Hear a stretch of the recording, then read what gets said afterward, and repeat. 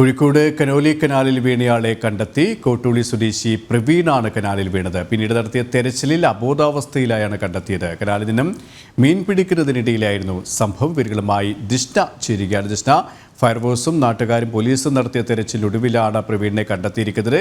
മറ്റു വിവരങ്ങളും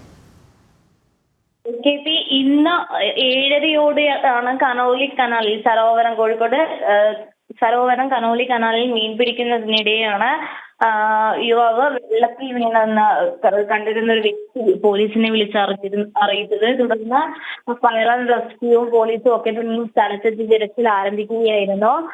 നമുക്ക് അറിയാൻ സാധിച്ചത് കോട്ടൂളി സ്വദേശിയായിരുന്നു. എന്നാൽ നിലവിൽ കുന്നമംഗലത്താണ് ഇദ്ദേഹം താമസിക്കുന്നത്. പ്രവീൺ ദാസ് എന്നാണ് പേര്. കോഴിക്കോട് കമ്മീഷണർ ഓഫീസിലെ ജീവനക്കാരനാണ്.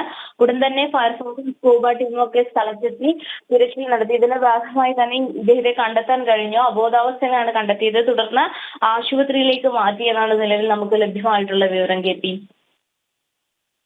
ഇപ്പോൾ ആശുപത്രിയിലേക്ക് മാറ്റിയിരിക്കുകയാണ്. ദിഷ്ണയാണ് കോഴിക്കോട് നിന്നും വിവരങ്ങൾ നൽകിയത്.